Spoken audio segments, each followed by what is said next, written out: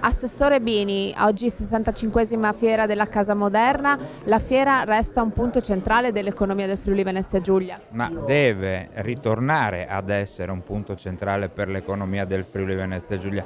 Guardate, purtroppo è da un po' di anni che il sistema fieristico della nostra regione sta un po' segnando il passo. Lo dicono i numeri, non lo dico io.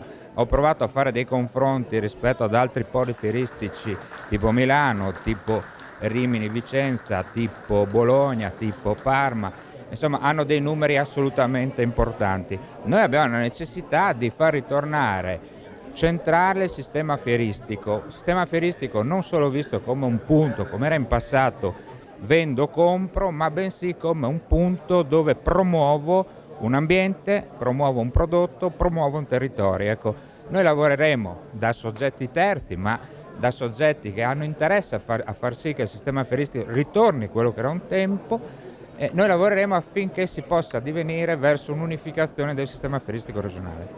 Quindi la Regione appoggia l'idea di un polo unico fieristico? Assolutamente sì. Parma 35 milioni di euro, Milano 270 milioni di euro, Verona 80 milioni di euro. Le tre fiere del Friuli Venezia Giulia messe assieme fatturano 9 milioni di euro, quindi capite bene che è necessario, se vogliamo traguardare il futuro, unificare un po' tutto il sistema fieristico, rispettando però, attenzione, le peculiarità territoriali. Il Friuli Venezia Giulia è una regione meravigliosa perché è caratterizzata da territori diversi con ricchezze diverse. Unire ma salvaguardare, questo deve essere, a mio avviso, quello che dovremmo cercare di fare.